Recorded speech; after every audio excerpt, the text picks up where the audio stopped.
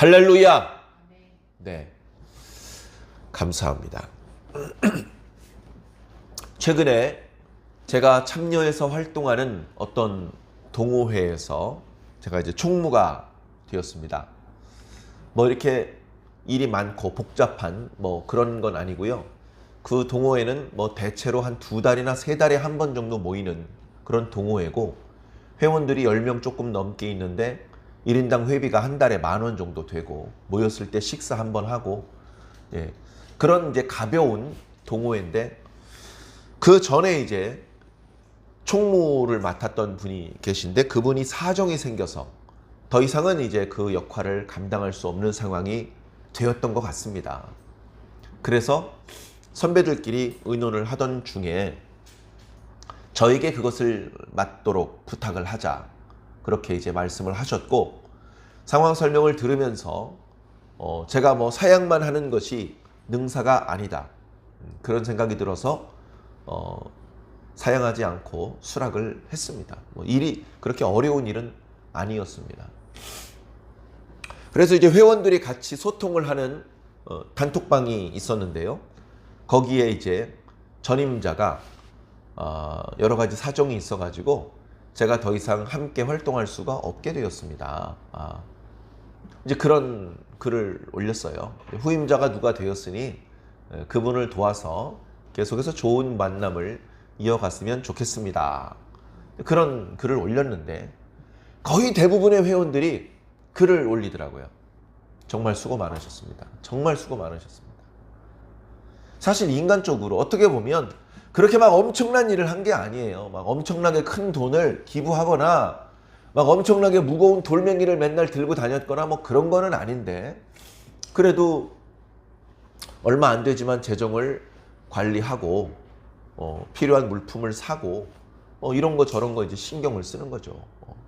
그래서 꽤 오랫동안 그걸 맡아오셨고, 보이게 보이지 않게 뒤에서 헌신하는 것을 회원들이 다 알고 있기 때문에 정말로 고맙다, 정말로 고맙다, 그렇게 글들을 쭉 다는 것을 보았습니다. 그래, 저한테 그 역할을 부탁받았을 때에는 이게 그렇게 힘든 일이 아니야, 일이 그렇게 많은 거 아니야, 뭐 어려운 일 있으면 얘기해, 우리가 도와줄게, 부족한 거 우리가 채워줄게, 그렇게 하도 이제 적극적으로 다들 도와주시고 다 믿을 만한 분들이고, 그래서 제가 수락을 했는데, 전임자가 그렇게 많은 분들에게 인정을 받고 칭찬을 받는 모습을 이렇게 보면서 약간 마음에 부담감이 있었습니다. 나도 저분처럼 잘해야 되는데. 그리고 모임을 인도하는 이제 회장도 이제 자기보다 후배한테, 자기 활동을 그만하는 건 아니지만 내가 꽤 오랫동안 했고 후배한테 기회를 주겠다면서 또 다른 분에게 이제 위임을 했는데, 무슨 일을 하든지 한 사람이 일을 다 할 수는 없습니다. 한 사람의 능력은 한계가 명확해요. 조금 심하게 말하면 한 사람이 뭘 할 수 있습니까? 심하게 말하면 아무것도 할 수 있는 일이 없어요. 한 사람의 힘만으로 할 수 있는 일은 거의 없습니다. 거의. 아무것도 바꿀 수 없습니다. 그런데 조금 다르게 바라보면 결국 한 사람이 모든 걸 바꾸더라, 그런 생각을 또 해보게 됩니다. 우리 모임에도요, 한 10여 명 되는 분이 있다고 말씀드리지 않았습니까? 그러면 그 10여 명 되는 분이 다 좋은 분이고 활동을 열심히 하는 분들이지만, 그래도 더 불같이 활동하는 분이 있어요. 그런 분 한두 명이 이 모임을 시작한 거예요. 중간에 목신각신한 적도 있었을 것이고, 모임을 깨트리고 또는 모임이 중단되고 뭐 그런 위기도 어쩌면 있었을 겁니다. 그런데 자기가 희생하고 자기가 양보하고 자기가 헌신하고 자기가 희생하고 그렇게 하면서 이 모임을 지금까지 이끌어 온 거예요. 그리고 어느 정도 안전한 궤도에 올라왔을 때 자기는 이제 고문으로 물러나고 젊은 사람들에게 일할 수 있는 기회를 주는 것이죠. 결국 그 한두 명이 이 모임을 지금까지 이끌고 있고, 모일 때마다 그 모임이 즐겁고 재미있고 스트레스도 풀고 그런 유익한 시간이 될 수 있었던 겁니다. 그리고 그 한두 명이 있었기 때문에 그 나머지 사람들은 그렇게 앞장서서 목소리를 내거나 움직이거나 하기 어려운 상황이었는데 그렇게 한두 명이 앞장서 주시니까 지지하고 응원하면서 같이 하나의 동호회를 만들어 갈 수 있는 것이죠. 그러니까 결국 그 한 명이 출발점이 된 것입니다. 우리가 흔히 하는 말로 마중물이 필요하다는 것이죠. 지하수에 그 땅 밑에 지하수가 많이 있습니다. 비가 적당히 내렸기 때문에 지하수가 마르지 않았고 항상 보면 거기에 지하수가 있어요. 거기다 깊이 관을 묻고 그 위에 두레박을 만들어 놨습니다. 두레박이 아니라 이렇게 펌프를 만들어 놨습니다. 근데 잘 아시는 것처럼 펌프 아무리 이렇게 해봤자 물이 안 올라와요. 그러면 그 옆에 마중물이 있습니다. 마중물을 펌프에다 한 바가지 집어넣은 다음에 그 물 덕분에 펌프 이쪽 저쪽 밸브가 기밀하게 막히면 거기서 이제 압력이 발생을 해가지고 저 밑에 있는 그 관 속에 있는 공기를 빼내면서 지하에 있는 물을 끌어올리는 거예요. 그래서 어느 정도 물이 올라오면 그 다음부터는 자동으로 계속해서 물이 나오는 것이죠. 그리고서 한동안 쓰지 않으면 긴 관이 또 공기로 차버립니다. 물이 다 밑으로 내려가고. 그러면 또 펌프질 해봤자 물이 안 올라와요. 그러면 또 마중물을 몇 바가지 부어서 물을 빼냅니다. 그래, 그런 펌프가 있는 곳을 가보면 항상 좀 허름한 바가지라도 하나 있어요. 왜냐하면 물을 다 갖다 써버리고 다 흘려버리면 그 다음에 물을 풀 때 물을 풀 수가 없는 거예요. 물이 지하수가 많이 있어도 한 방울도 꺼냈을 수가 없는 것이죠. 같이 만나서 안부를 묻고 격려해주고 위로해주고 칭찬해주고 또 운동도 하고 밥도 먹고 깔깔깔깔 스트레스도 풀고 그거 좋은지 누가 모릅니까? 그런데 마중물 역할을 해주는 사람이 없으면 모임 자체가 시작할 수가 없어요. 어느 모임에나 찾아오는 위기를 뛰어넘어갈 수가 없어요. 그 마중물 역할을 해주는 한두 사람이 매우 중요합니다. 자, 오늘 말씀에 주인공 몇 사람이 나오죠? 우리가 잘 아는 이름들 몇 사람이 나옵니다. 이 인물들은요, 당연히 한 명이죠. 그 이름은 어떤 한 명을 가리키는 이름입니다. 그런데도 불구하고 그 이름은 중요한 이름입니다. 자, 1절에 나와 있는 이름이 누구죠? 사무엘입니다. 사무엘이란 이름은요, 너무나도 소중하고 너무나도 귀중한 이름입니다. 사무엘상 1장에 사무엘이 태어나기 전에 상황을 말씀해주고 있습니다. 사사시대가 끝나갈 무렵입니다. 백성들의 영성은 땅에 떨어졌어요.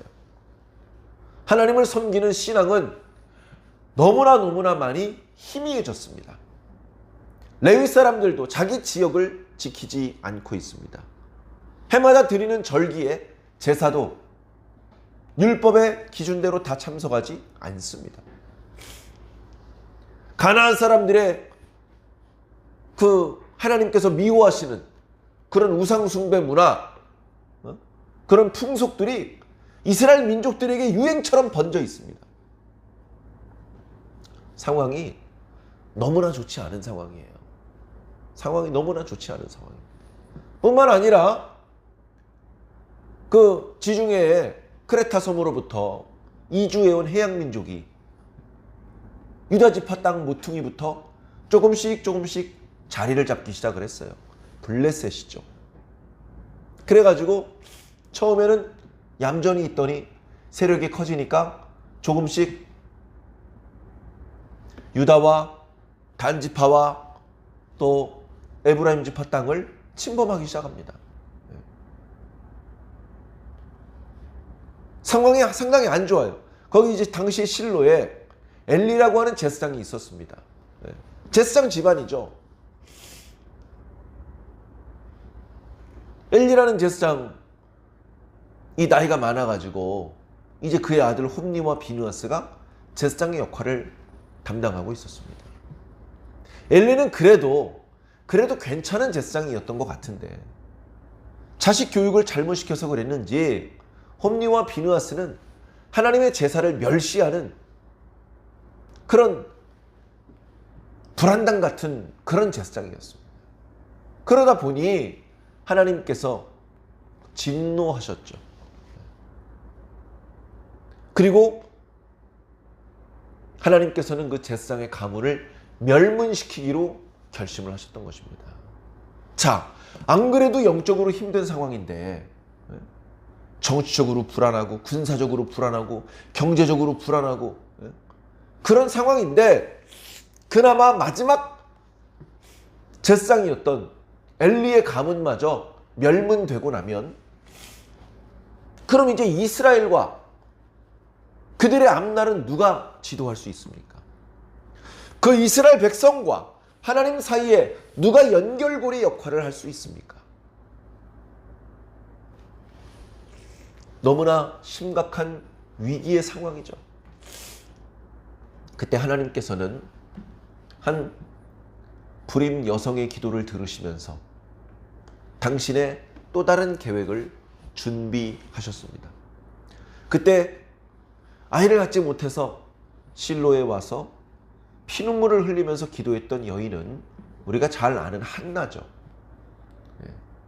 남편 엘가나의 사랑을 한 몸에 받고 있지만 분인나보다 자신이 먼저 시집을 왔기 때문에 자신이 정신을 이었지만 그러나 자녀를 두지 않았기 때문에 분인나에게 멸시를 당하기도 했던 그 한나가 하나님 앞에 저에게 아들을 주시옵소서. 그러면 이 아들을 다시 하나님께 바치겠습니다.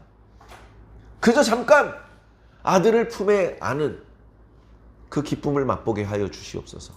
그리고 저를 딸처럼 사랑하는 남편에게 덜 부끄럽게 해 주시옵소서. 정말 사심 없이 아무 욕심 없이 진솔한 기도를 하나님 앞에 올려드렸습니다. 가슴이 뜨거웠지만 소리를 지를 수 없었고 입만 움직이면서 눈물을 흘리면서 기도했고 하나님께서 그 기도를 들어주셨어요. 하나님께서 한나의 태를 열어주셨고 우리가 잘 아는 사무엘이 태어나게 하셨습니다. 사무엘이 태어나자 한 번도 거르지 않고 남편과 함께 명절에 실로에 올라가서 하나님께 제사를 바쳤던 한나는 가지 않는다고 합니다. 아이가 어리기 때문에. 이 아이와 함께 지낼 수 있는 날이 그리 많지 않기 때문에. 그래서 집에서 사랑과 지극 정성으로 아기 사무엘을 잘 기르고 그가 젖을 떼었을 때에 그를 데리고 남편과 함께 실로에 갑니다. 절기도 아닌데. 그리고 보통은 양을 제물로 잡지만 소를 제물로 잡으면서 이 아이를 하나님 앞에 바치기로 서울을 했던 아이입니다. 이 아이를 바치오니 제사장님께서 거두어 주시고 이 성막에서 허드렛 일을 하는 사람으로라도 써주시옵소서. 그렇게 맡기고 뒤도 돌아보지 않고 집으로 가버렸죠. 물론 해마다 명절 때 와서 아이가 자라는 것을 확인했고 그 아이의 몸에 맞는 세마포 옷을 지어 입혔습니다. 주변의 영향을 받을 수밖에 없는 어린 나이였을 텐데도 불구하고 사무엘은 엘리 제사장이나 그의 아들 홈니와 비느하스의 나쁜 모습을 배우지 않고 하나님께로부터 좋은 것들을 배우기 시작합니다. 불과 10살도 되기 전에 그는 하나님의 음성을 듣습니다. 사무엘아, 사무엘아. 처음에는 엘리 제사장이 자신을 부른 줄 알고 자고 있는 엘리 제사장을 깨웠습니다. 그러다 나중에 그게 하나님께서 자신을 부르신 것임을 알게 되었죠. 그래서 그 어린 나이에 한밤중에 하나님을 만납니다. 하나님께서 앞으로 하실 일에 대해서 미리 듣습니다. 사무엘에게 하나님께서 하신 말씀은 취소되지 않았습니다. 그때 이후로도 하나님께서 사무엘에게 하셨던 말씀은 반드시 집행하셨기 때문에 모든 이스라엘 사람들은 이제 사무엘이 이스라엘의 선지자라는 것을 인정할 수밖에 없었습니다. 사무엘의 말은 땅에 떨어지지 않아 그냥 물거품처럼 사라지고 그게 아니고 반드시 이루어져. 사무엘의 기도는 다 이루어져. 사무엘의 예언은 다 이루어져. 사무엘의 제사는 다 하나님께서 받으셔. 이런 소문이 남쪽 브엘사바로부터 북쪽 단 지파의 땅에 이르기까지 모두 퍼졌습니다. 그리고 그때 10살도 되기 전에 하나님께서 사무엘에게 주셨던 말씀대로 엘리 제사장의 가문은 멸망하고 말았습니다. 후대에 명맥이 남아서 아히멜렉과 아비아달로 이어졌지만 솔로몬 때에 완전히 끊어지게 되었습니다. 하나님의 말씀은 반드시 이루어집니다. 그래, 제사장이 없는 아직 엘리 제사장의 자식들이 제사장으로서의 역할을 수행하기 어려운 그때에 이스라엘은 어쩌면 붕괴될 수도 있었는데 부족 연맹이었잖아요. 12지파. 그 연맹이 깨질 수도 있고 블레셋과의 큰 전투에서 몇 번 패했기 때문에 그냥 주변 민족들에게 흡수되거나 블레셋에게 병합될 수도 있었습니다. 그러나 하나님께서는 사무엘을 한 사람을 중심으로 온 이스라엘이 똘똘 뭉치게 만들었어요. 엘리 제사장이 죽었다는 소문이 파다했지만 사람들은 누가 뭐라고 말하지 않았는데도 불구하고 사무엘 선지자를 쳐다봤습니다. 사무엘 선지자의 입에서 무슨 말이 나오는지 기다렸습니다. 사무엘 선지자가 말을 합니다. 너희들이 하나님께 돌아오려면 너희들 집에 있는 우상부터 버리고 돌아와라. 그 말이 소문처럼 온 이스라엘에 퍼졌고 100%라고 말할 수는 없겠지만 상당히 많은 이스라엘 사람들이 자기 집에 있던 우상과 비슷한 것들을 전부 다 내다 버렸습니다. 불태우고 깨트려 버렸습니다. 사무엘이 기도하면서 느끼죠. 백성들의 마음이 하나님께로 다시 돌아오고 있구나. 그때 미스바로 다 나오라고 했습니다. 그때가 농사철이었는지 또 막 너무 더운 계절이었는지 뭐 그런 건 잘 모르겠습니다만 미스바로 모이라고 했습니다. 거기 모여서 뭐 했습니까? 회개기도 했어요. 회개기도. 하나님, 우리가 무조건 잘못했습니다.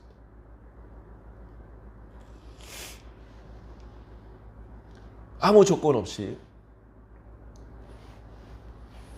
하나님께 회개의 기도를 몇 날 며칠을 올려드렸습니다.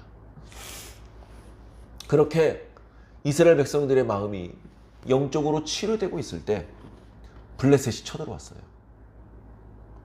큰일 났습니다. 며칠째 금식에서 기도했기 때문에 사람들 기력이 떨어져 있고 아무 전쟁에 대한 준비가 없이 모인 상태이기 때문에 갑자기 기습처럼 쳐들어온 블레셋을 막아내는 것이 거의 불가능한 상황이었습니다.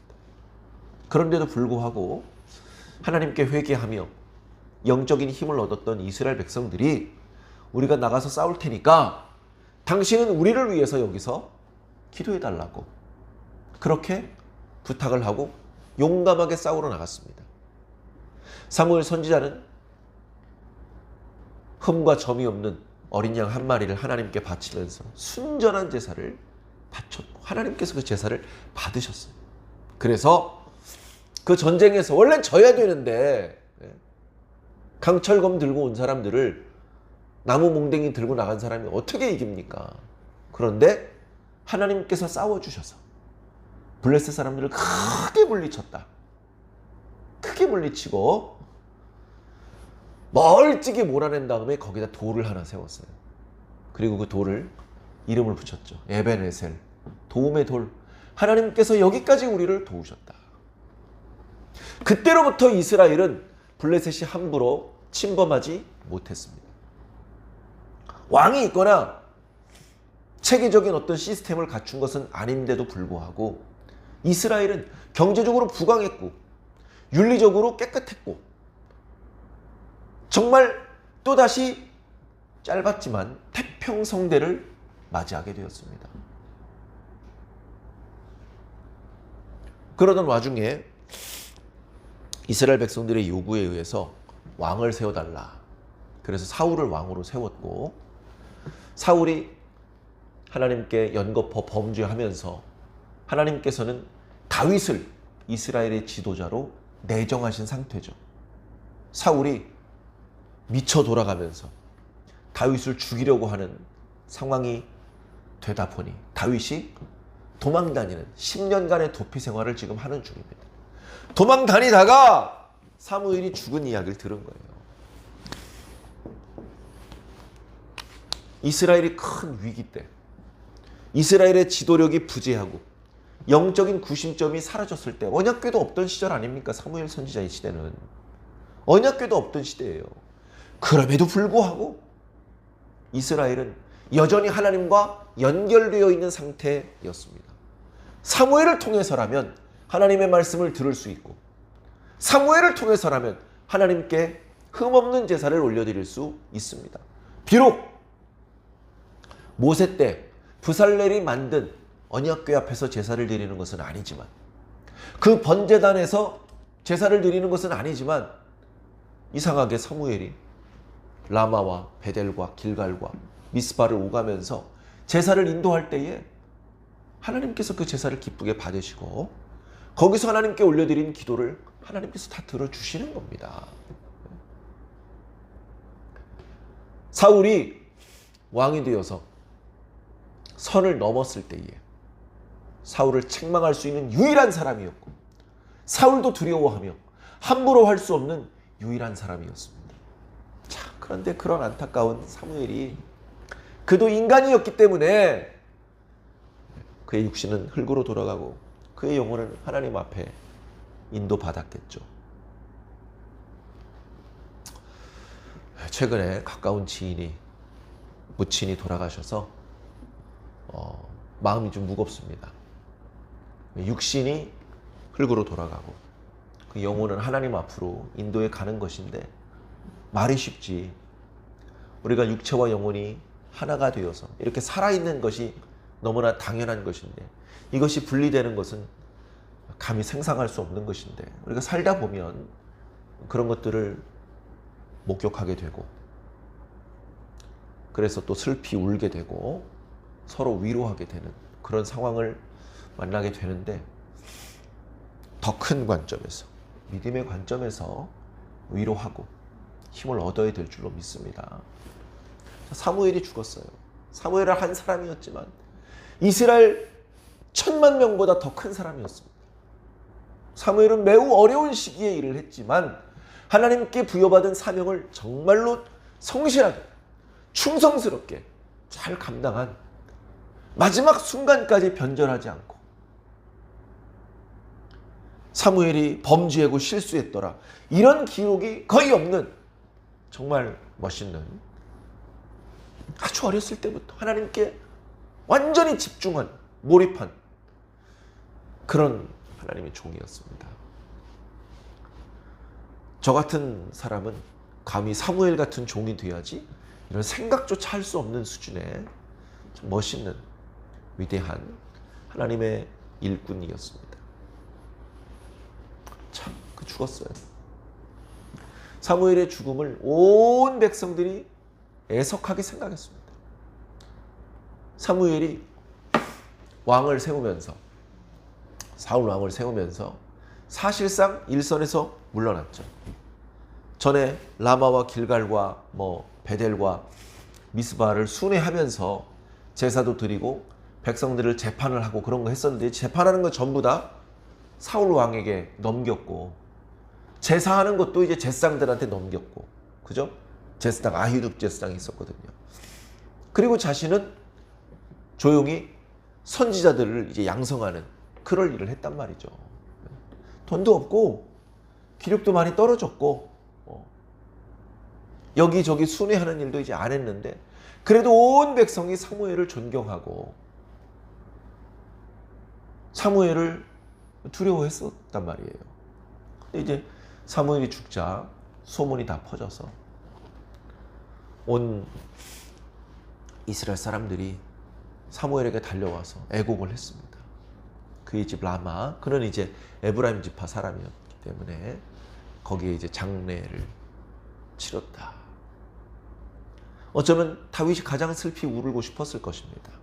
그러나 다윗은 한가롭게 장례에 참여할 수 있는 상황이 아니에요. 말씀을 보면 다윗은 오히려 이스라엘 땅 맨 모퉁이 바란 광야 쪽으로 도망을 갈 수밖에 없었습니다. 그러다가 이제 다윗이 바란 광야 그 구덩이에 가봤자 먹을 걸 구하기가 없잖아요. 어느 정도 그쪽에서 구할 수 있는 걸 좀 구하고서 다시 마온 땅으로 올라왔어요. 마온 땅.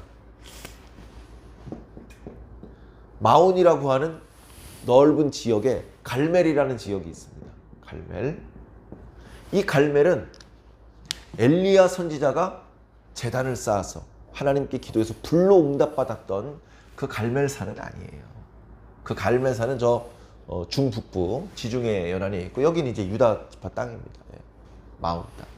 여기 이제 주인공까지는 아니지만 나발이라는 사람이 나오죠. 나발. 이름이요. 이게 정말 본명인가 싶은 그런 뜻입니다. 미련한 놈 이런 뜻입니다. 미련한 분 이게 아니고요. 미련한 놈 이런 뜻이라고요. 어떤 느낌이신지 알겠죠. 그래서 이게 본명일까? 아니면 그 사람이 하도 그 행동거지가 악하기 때문에 사람들이 그렇게 나발 이름을 이제 붙인 것이 아닐까? 그런 생각이 들 정도의 사람이 있습니다. 이 나발이 갈렙 지파래. 갈렙 지파. 갈렙 족속. 옛날 성경 보면 갈멜 족속 이렇게 돼 있는데 이제 같은 말이거든요. 같은. 그리고 갈렙 지파 자손 중에 마온이라는 사람이 있습니다. 그래서 그쪽 땅 일대가 마온 땅이 된 것이죠. 그리고 어찌되었건 이 나발은 부자입니다. 부자. 사실 이 유다 지방은 땅이 좋은 땅은 아니에요. 지도를 보면 면적은 넓은 것 같은데 대부분의 땅이 산악지대고요. 대부분의 땅이 황무지입니다. 비가 많이 안 내리고요. 땅이 아주 그 거름기가 없는 그런 땅이에요. 산악지대인데 나무도 별로 없는 그런 불모지 같은 그런 땅이 대부분이에요. 그렇기 때문에 그 중간중간에 그나마 물을 구할 수 있고 목축을 할 수 있는 땅이 곳곳에 있었지만 대규모 농사를 짓는 건 어려웠습니다. 진짜 부자들은 저 에브라임 지파, 므낫세 지파 땅에 있는 거예요. 진짜 막 양을 10,000마리, 10만 마리 가지고 있는 사람은 그쪽에 있는 거고 지금 이 사람은 심히 큰 부자라고는 하지만 양이 꼴랑 3,000마리입니다. 양 3,000마리, 염소가 1,000마리. 그런데 유다 지파에서는 그 정도만 해도 엄청나게 큰 부자인 거죠. 그런 것들을 우리가 마음으로 느끼면서 말씀을 살펴보시면 좋겠습니다. 자, 여기에 이제 아비가일이라는 아내가 나와요. 아비가일.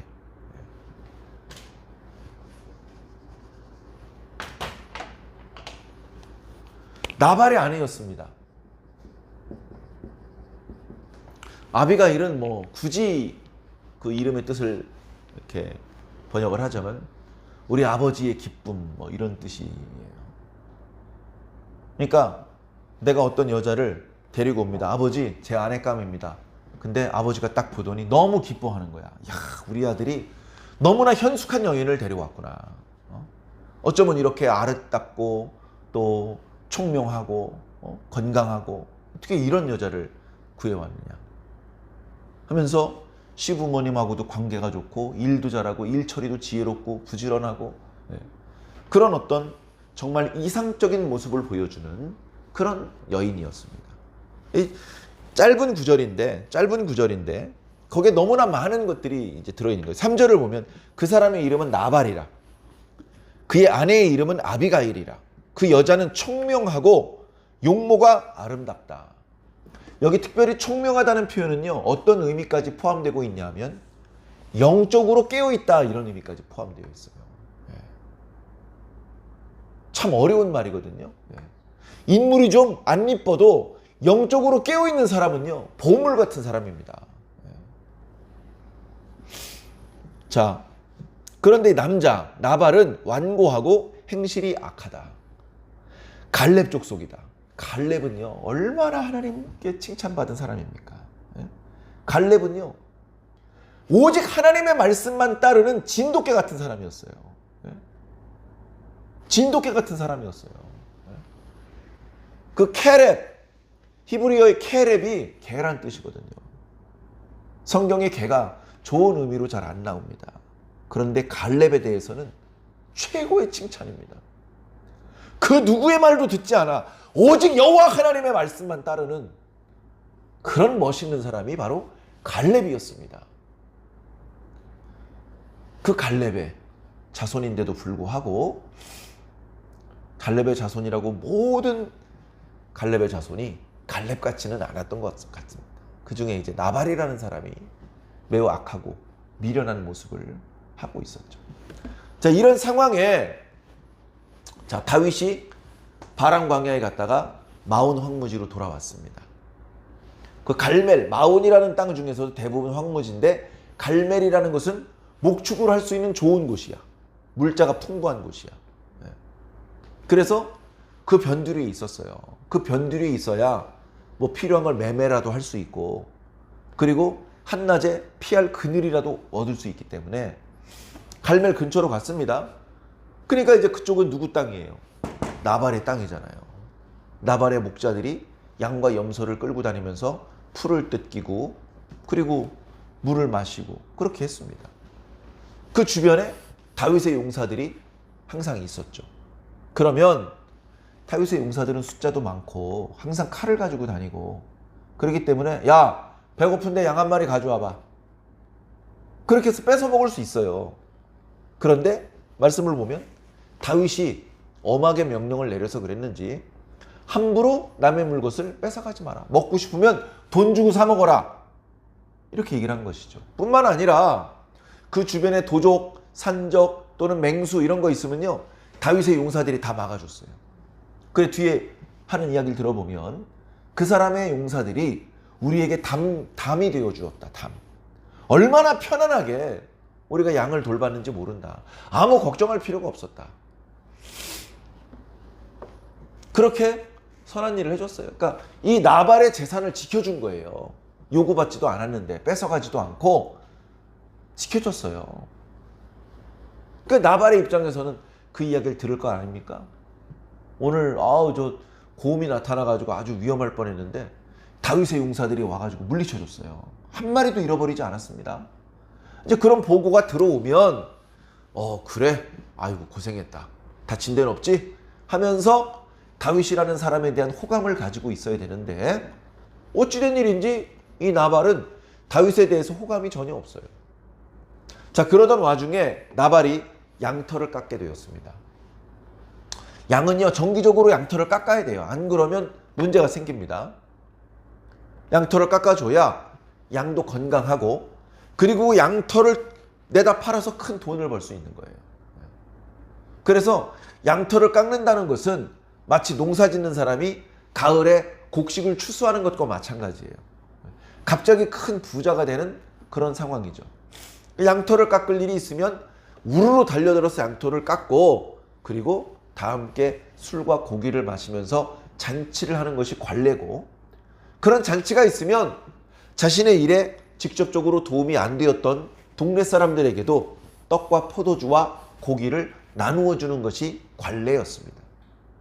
그래? 마침 양털을 깎는다고? 야, 그러면 한 10사람만 보내봐. 너무 많이 보내지 마. 10명만 가. 10명만. 10사람이 가지고 올 정도만 우리가 먹자. 지금 다윗과 함께하는 사람들은요, 용사만 600명입니다. 용사. 전쟁을 수행할 수 있는 사람만 600명이에요. 그럼 그의 가족들과 뭐 하면 2,000명쯤 되겠죠. 그런데 어린 소년 10명이 뭐 조그마한 술에 뭐 담아 온다고 해서 2,000명이 뭐 만만 보는 거예요, 만만. 배불리 먹고 쌓아놓고 며칠 동안 더 먹고 이게 아니라고요. 그러니까 부담되지 않게 조금만 받아 먹으려고 간 겁니다. 우리가 그동안 그 사람한테 잘못한 게 없으니까 너희들 10명 가가지고 내 이름으로 인사해라. 정중하게 해야 돼. 정중하게 하고 그분에게 평안을 빌고 복을 빌어드려. 그렇게 하고 좋은 날 왔으니까 조금만 뭐 억지로 뭐 주실 필요는 없고 있는 만큼 조금만 주십시오. 그렇게 얘기를 하고 와라. 조금 주셔도 타박하지 말고 주는 대로 받고 와. 이렇게 이제 얘기를 하고 갔단 말이죠. 소년들이 기쁜 마음으로 갔습니다. 가가지고 주인 나발 앞에 와가지고 절을 하고, 저희는 저희 주인 다윗의 종들입니다. 저희 주인께서 우리 나발 선생님한테 안부 여쭈라고 그래서 왔습니다. 오늘 이렇게 보니까 양털 깎는 날인데 축하드립니다. 소식은 들으셔서 아시겠지만 저희들은 선생님의 목동들을 괴롭히거나 선생님의 양떼들을 뭐 도적질하거나 그런 적 전혀 없습니다. 아마 물어보시면 다 알 겁니다. 그래, 저희들이 좋은 날 왔으니 조금 나누어 주시면 정말 고맙겠습니다. 좋게 말을 했죠. 들었을 때 조금도 무리가 없고 결례가 안 되는 그런 표현으로 편안하게 좋은 분위기 속에서 얘기를 한 겁니다. 그런데 그 좋은 분위기를 망가뜨린 것은 나발이죠. 야, 뭐라고? 다윗은 누구고 이새의 아들은 누구냐? 모르는 게 아니에요. 다윗이 이새의 아들인 것까지 알고 있는 거예요. 네? 요즘 주인을 버리고 떠돌아다니는 놈들이 많다고 하더라. 야, 내가 나와 함께 양털 깎기 위해서 도와주러 온 이 친구들을 위해서 준비한 떡과 포도주를 어디서 온지도 모르는 녀석들한테 나눠줄까라? 어림없는 소리. 썩 꺼져라. 그랬더니 이 소년들이 즐거운 마음으로 기대하는 마음으로 왔는데 막 화가 치서 얼굴이 빨개집니다. 그 중에 한 놈은 욕을 할 뻔하고 그 중에 한 놈은 돌멩이를 들고 이 몽둥이를 휘두를 뻔했는데 옆에 있는 다른 소년이 말립니다.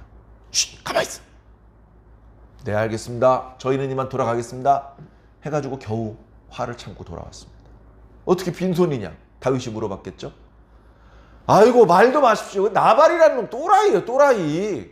하면서 거기서 들었던 얘기를 다 전해 주었는데 이번에는 다윗이 얼굴이 빨개집니다. 야, 칼 차. 칼 차. 그래가지고 용사들 600명 중에 200명은 남아있는 재산과 가족들을 지키게 하고 400명이나 끌고 나간 거예요. 뭐라고 이빨을 갈면서 나갔느냐? 내일 아침 해가 뜨기 전에 나발의 집안의 남자들은 몰살을 시켜버리겠다. 그렇게 결심을 하고 나온 겁니다. 자, 불미스러운 일이 생길 뻔했는데 정말로 다행히 누군가 그 위기에 앞서서 아비가일에게 얘기를 전해줍니다. 아비가일에게 얘기를 전해줍니다. 참 놀라운 일이죠. 어떻게 알게 됐는지, 다윗이 어떤 계획을 하고 어떤 길목으로 내려오는지 다 알고 있어요. 저는 이거 하나님께서 도와주신 것 같아. 하나님께서 우연히 듣게 하셨는지 아니면 그 다윗의 용사 중에서 그 나발의 목동하고 특별히 친하게 지냈던 사람이 귀뜸을 해주었는지, 그래가지고 목동 한 명이 나발한테 간 게 아니고 아비가일한테 간 겁니다. 왜냐하면 주인은 미련한 사람이라 말이 안 통합니다. 이 주인마님께서 좀 이 문제를 해결해 주셨으면 좋겠습니다. 그렇게 얘기를 했습니다. 그랬더니 아비가일이 번개같이 준비를 합니다. 떡 준비하고 건포도, 뭐 포도주, 그 다음에 양고기, 뭐 준비를 그냥 있는 거 갑자기 준비할 수 있는 전부 다 탁탁 긁어가지고 나귀에 실습니다. 나귀에게 싣고 종들을 먼저 보냅니다. 그냥 내 걸음이 느려서 못 만나면 안 되니까 너희들이 먼저 가서 그분들이 지나가지 않고 나를 만나게 해라. 그러게 해가지고서는 아비가일이 갑니다. 아비가일이 가다 보니까 저쪽에서 다윗이 400명을 이끌고 내려오고 있어요. 여러분 400명이면요.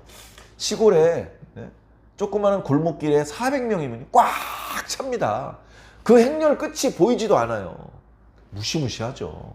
살기등등하게 줄 맞춰서 칼과 방패와 갑옷을 무장해가지고 내려오면 무섭습니다. 그런데 아비가일이 용감하게 그 길을 막습니다. 지나가지 못하게 자기가 끌고 온 나귀들로 길을 딱 막아버리고 자기가 타고 가던 나귀에서 내려요. 내려. 제가 생각을 해봤어요. 이 장면을. 아비가일은 복장이 아주 눈부시게 화려한 복장은 아니었지만 기품 있는 복장을 입었을 것 같습니다. 그리고 머리카락은 새카맣고 얼굴은 새하얀 그런 얼굴이었을 것 같습니다. 그런 아비가일이 얼른 봐도 그냥 동네 아낙네는 아닌 것 같은 그런 기품이 느껴지는 여자가 내리더니 그 땅바닥에 그냥 절을 합니다.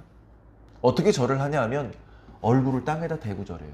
얼굴을 땅에 대고 절하다 보니까 얼굴에 흙이 묻어요. 그 하얀 얼굴에 흙이 묻어가지고 막 가가지고 털어주고 싶은 정도로 그렇게 머리를 납죽 조아리는 것이죠. 그리고 고개를 들고 빤히 쳐다보지도 못하게 숙인 채로 계속 얘기를 합니다. 숙인 채로 얘기를 하는데 뭐라고 얘기를 해요. 지금 예배 시간을 이제 마무리될 시간이라서 그걸 다 말씀드릴 수가 없습니다. 본문 말씀이 잘 기록되고 있으니까 본문 말씀을 한 번 더 읽어보시면 좋을 것 같습니다. 자, 그런데 여기서 아비가일의 지혜가 눈부십니다. 자, 아비가일이요 뭐라고 말을 했는데요. 그 아비가일의 말이 다윗의 마음을 감동해요. 다윗의 마음을 움직여요. 다윗이 지금요 그 어떤 말도 들리지 않는 상태예요. 좀 화가 잔뜩 나 있어요.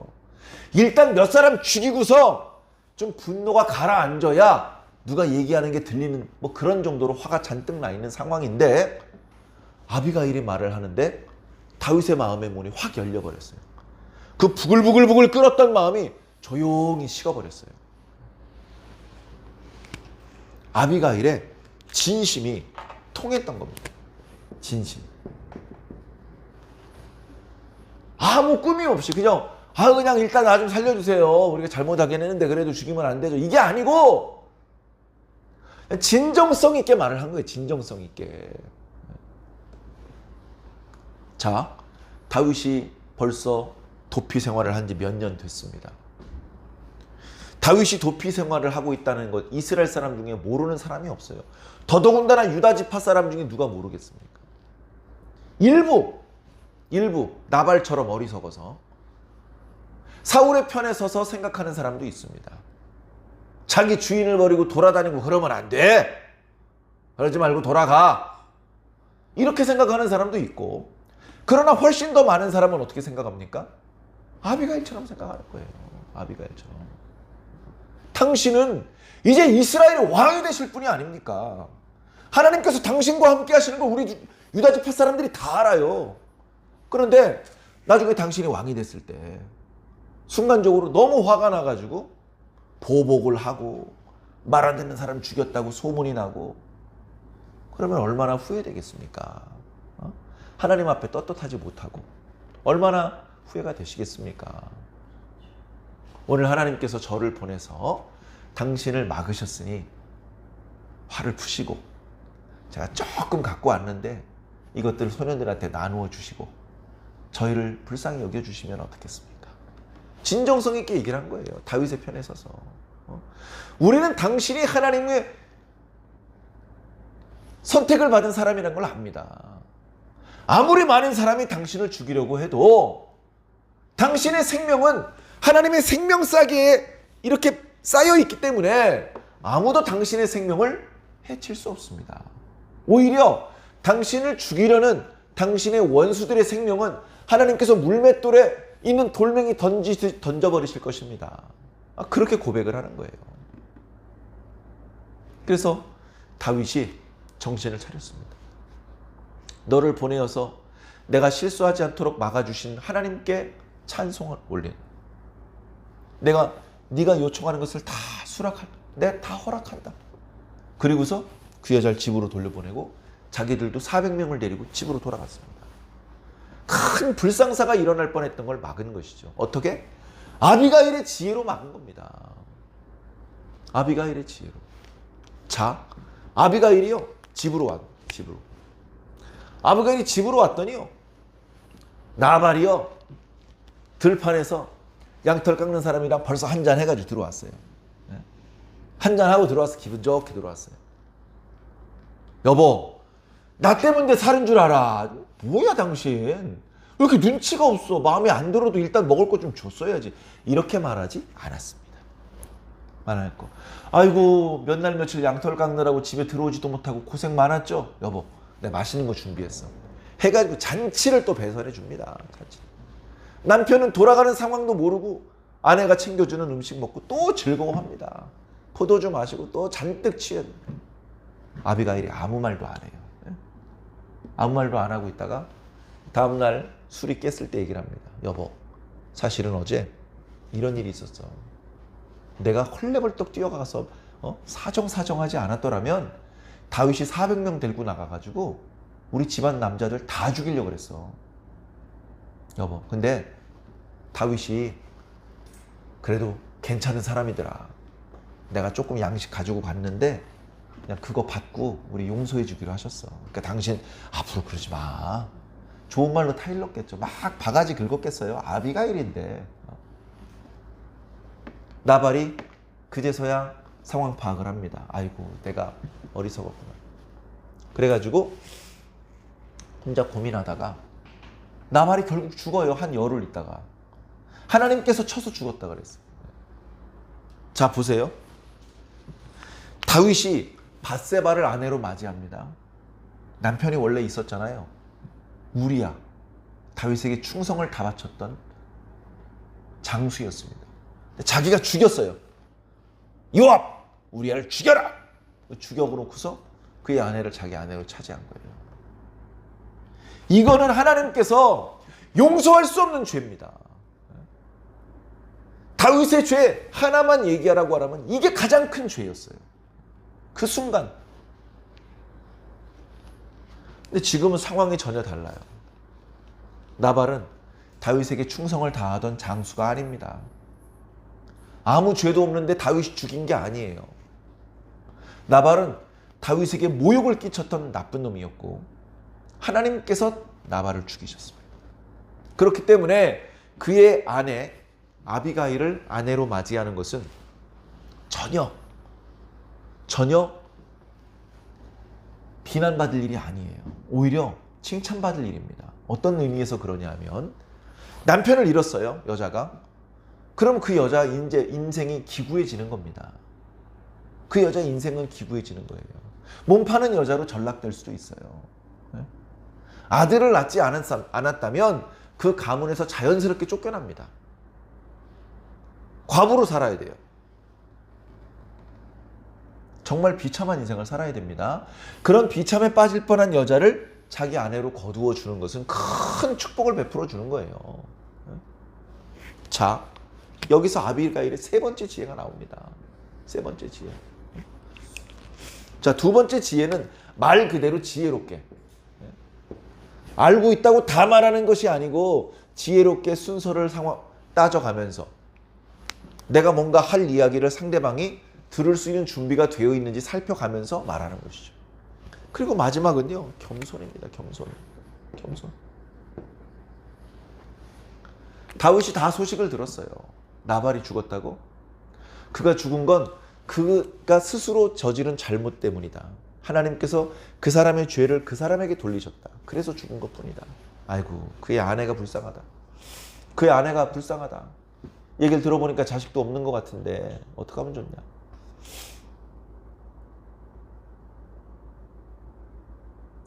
두목! 그 아리따운 여자인 것 같은데, 똑똑한 여자인 것 같은데 두목이 아내로 거두시죠. 그래가지고 아내로 거둔 겁니다.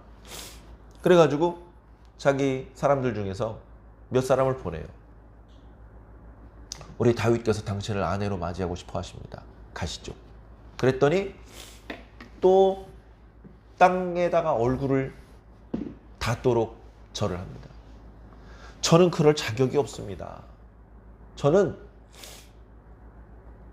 다윗의 신복들의 발이나 씻어주는 그런 하녀일 뿐입니다.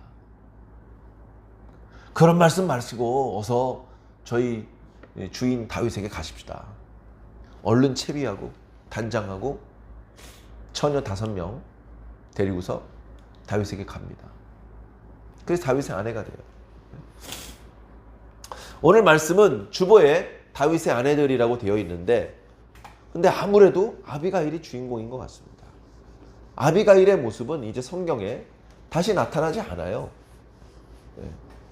그런데 이 아비가일 한 사람이 다윗과 유다 지파 사이의 관계도 개선해주고 보이지 않게 다윗이 앞으로 왕으로서의 삶을 살아가는 데 많은 내조를 해주었던 것 같습니다. 오늘 말씀에 보면 다윗의 아내들이 몇 명이 나오는데요. 첫 번째, 다윗과 가장 먼저 결혼했던 아내는요, 미갈이에요. 미갈. 자, 기억하실지 모르겠습니다만 다윗이 아버지의 심부름으로 전장에 왔을 때 전장에는 블레셋 장군 골리앗이 있었어요. 그때 다윗이 소리쳤습니다. 저 골리앗을 죽이는 자에게는 어떤 보상을 해주겠느냐.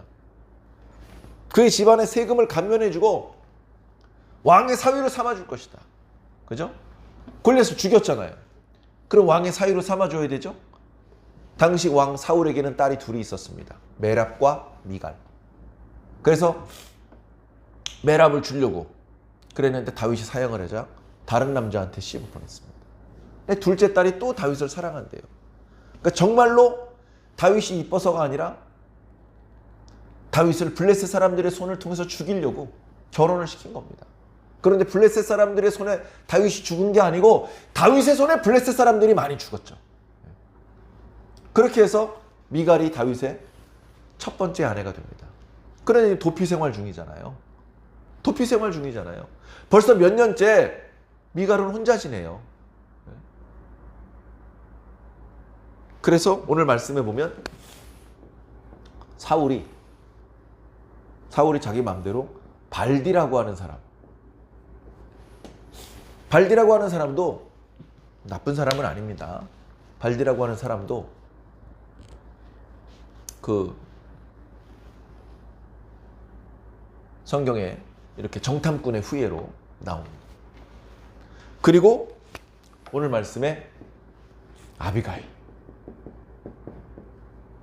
두 번째로 결혼하고 그리고 세 번째는 그 아내를 어떤 이제 이야기 속에서 아내로 맞이했는지는 설명되고 있지 않지만 이스라엘 여자 아히노암이랑